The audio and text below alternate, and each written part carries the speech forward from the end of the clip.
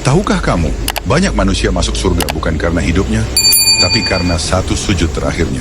Di sebuah kota yang ramai oleh dosa, hiduplah seorang lelaki yang dikenal buruk oleh manusia. Masa mudanya dihabiskan dalam maksiat. Salat sering ia tinggalkan. Mabuk, zina, dan kelalaian menjadi bagian dari hidupnya. Namanya disebut sebagai peringatan, bukan teladan. Setiap azan berkumandang, ia justru menertawakannya. Setiap nasihat datang, ia mengusirnya. Hingga seluruh manusia mengira pintu kebaikan telah tertutup untuknya. Namun tak seorang pun tahu, di dalam hatinya yang gelap masih tersisa satu percikan penyesalan yang sangat kecil. Ia sendiri tidak tahu kapan api itu akan menyala kembali. Hingga pada suatu malam, tubuhnya gemetar hebat. Dada terasa sempit, napasnya tersengal.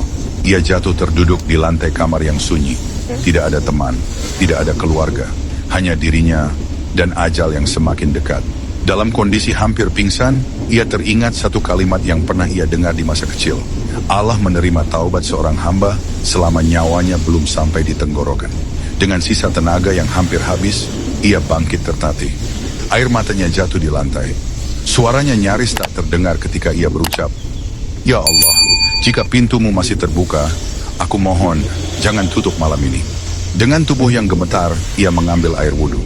Setiap tetes air yang jatuh seperti membawa dosa-dosanya ikut luruh. Lalu ia berdiri menghadap kiblat. Untuk pertama kalinya setelah sekian lama, ia kembali sholat. Ketika ia sujud, itulah sujud yang berbeda. Sujud yang lahir dari kehancuran, sujud yang lahir dari penyesalan, sujud yang lahir dari harapan terakhir seorang pendosa. Keningnya menempel di lantai, tangisnya pecah, seluruh tubuhnya bergetar. Dalam sujud itu ia berkata, "Ya Allah, jika engkau menolakku malam ini, aku tidak tahu harus kembali kemana." Dan di saat itulah, ajal menjemputnya. Ia wafat di dalam keadaan sujud. Kabar kematiannya menyebar. Orang-orang terkejut. Mereka berkata, "Bukankah dia pendosa? Bukankah dia tak pernah salat?" Namun para malaikat mencatat sesuatu yang tidak dicatat manusia, bahwa ia meninggal dalam keadaan kembali kepada Allah. Rasulullah bersabda, "Sesungguhnya setiap amal tergantung pada akhirnya." Malam itu, satu sujud menghapus lautan dosa. Satu tangisan mengalahkan tahun-tahun kemaksiatan. Satu taubat mengalahkan seluruh masa lalunya. Dari kisah ini kita belajar, bukan tentang seberapa kotor masa lalu kita, tapi tentang bagaimana kita kembali di akhir hidup kita. Selama napas masih ada, pintu taubat belum tertutup.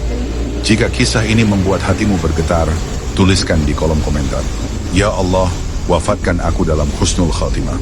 Dan bagikan agar semakin banyak jiwa yang tidak putus asa dari rahmat Allah.